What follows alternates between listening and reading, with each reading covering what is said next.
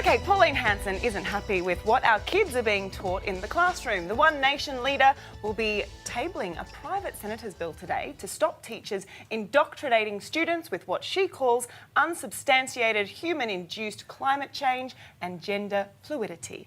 Here's what she had to say on the Today Show this morning. What the teachers are teaching our kids in school, it's about life's experiences, sexting, about historical evidence, about politics, climate change, all these things that I think teachers just putting their own opinions to it, and it's not really based on science, and it's not based on what's true. Says Pauline Hanson. Okay, let's get today's take on this with Shirley Horton from 9honey.com.au and comedian Vince Serendi. Shirley. First of all, can I just say, that's really, okay, the science is real, whether you like it or not, the science is real. Yeah. And if I really want to point out there, if you are someone who knows someone who's gender fluid out there, you are seen, you are valued, you are heard, and her words don't mean anything. Shelley, do you think kids are indoctrinated Thank you. I feel better discussing this now, right? It made me so angry. Well, I also just go, you know what? The education system has to evolve because society is evolving. And I'm sorry, Pauline, but there is science. So don't tell us that they need to, you know, they're making up science. It's not happening. We have the science to promote this. What we have is politics getting involved with climate change. What we have is politics getting involved with people's sexuality. And I think that she does not understand the damage that she does when she says broad statements like that.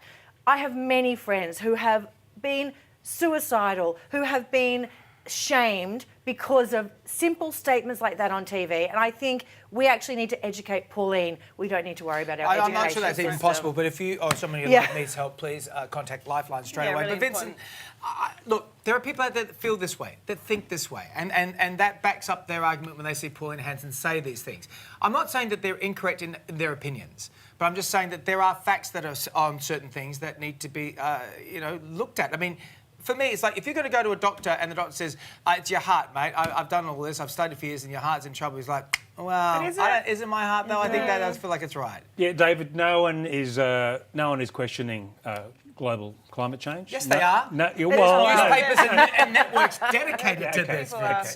People are questioning the rate of it, but sensible people. Yeah. And they're also not questioning the fact that there are people out there with gender issues. There are only 1,200 who identify it with that issue in Australia. So I think the key word here is indoctrination. She's arguing that these things should not be indoctrinated, and no one would disagree with that. NAPLAN results have declined over the last decade, despite billions of new dollars being spent on education. So there is an issue somewhere. I think I think we're just going to take a pill and chill out about all this. I mean, no one wants to discriminate against any sector of society. But if she's arguing that indoctrination is going on in our schools, that I would broadly support. I know, but that's her argument. But that's the thing, what we're here to she's using discuss. that word. It's not actually happening in our schools. So that's the thing where I think she is just fanning these flames and making it so much worse than it is, when really it should be an open discussion when it comes to gender studies. It should be, these are the options, rather than indoctrinating anyone. You can't change someone. It's not even possible. I'm agreeing with you. Okay, well, we've got to move on to the next topic. Sorry, guys. Would you, something much lighter, would you ditch your partner if you won the lotto? Oh, this is the topic of the day. This is so great. A new survey has found almost a third of Australians would trade their other half if they won big. Well, one-third. While 50% said they would refuse to split their winnings with their partner. 50%. Wow. Vince, what would you do if you won the lottery? Is there ever an issue that love is more important than money? I mean, really? I think it depends on the strength of the relationship. I think this really underlines the strength. I mean, if your relationship would survive, a multi-million-dollar lotto win, yes. But if it wouldn't survive a scratchy win, I don't know. My relationship would be lucky to survive a meat raffle. If my wife came home with a tray of snags, I'd be packing my bag. You wouldn't share it with her. Shelley, I feel like I've already won the lotto with Lisa. Oh, you actually She's have. not even in the country. She's the You're one who still might be pouring packing it a on. bag. Exactly. But I find a statistic of like a third of Australians Yeah. would be like, I won the lotto. You mean we See won you the later. lotto? No, I won the lotto. It's like that. I can't believe these statistics, but I actually met someone who won the lotto, and How much? I think it was years this ago, is but I think it was important. about $5 million. Oh, wow. And it broke the family up. And he said to me, if he could go back in time, he wouldn't have entered the lotto because he said cousins came out of the woodwork wanting cash. don't tell all of these anybody. people. Don't tell anyone. And he Seriously. said it brought out the worst characteristics of people's personalities of just being money grabbing. Yeah, money can't buy love, it And can ruin love. he said he and his wife stayed together, but they broke up with the rest of the family. Okay. Oh, that's amazing. I love this Dr. Phil line. He says, when you marry for the money, you'll earn every cent. Oh, that's fantastic. We're going to stay with us because when we come back, we need to talk about Ivan. He was just here. The Married at First Sight groom that sprays the deodorant on his feet. Antiperspirant. Antiperspirant, thank you. And he parades around in the tidy whities. We'll be right back. All right, let's pile on Ivan a little bit more, shall we? Fans of Married at First Sight were shocked last night by one groom's, grooming. 30-year-old real estate agent Ivan was seen spraying deodorant on his feet in Antiperspirant? I don't know if you've ever heard of it. In preparation for his wedding, because one cannot have sweaty feet. The groom said he did this to avoid sweating in his shoes. Yeah, he's a schwitzer. Shelley Horton and Vince are already here to discuss this. Vince, I'm a sweaty guy. I sweat in my sleep.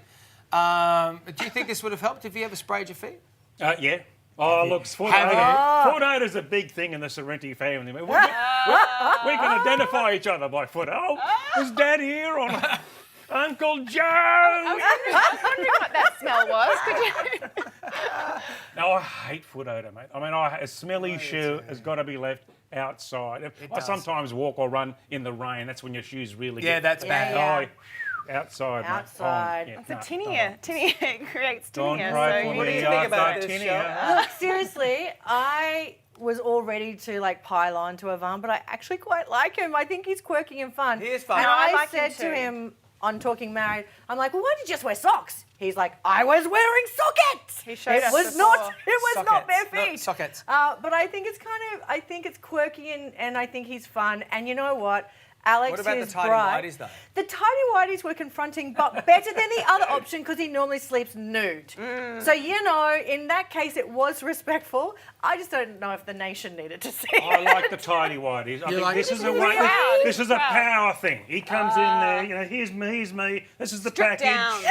This is what in you've got charge really looking forward here. to. This is what you signed I up think for. Carl's first day back at the Today Show should have been like, hey, I'm back. Check it out. Man is back in Here's my town. Loki. Go on the Facebook and Twitter. Let us know what you think about tidy whities. We want to hear from you. Linda, Shelley, Linda, you stay. Shelley and Vince, thanks for coming on. Okay. I know, I can't get the image out of my head. No, well, let's get on to what's coming up on Today Extra. If you thought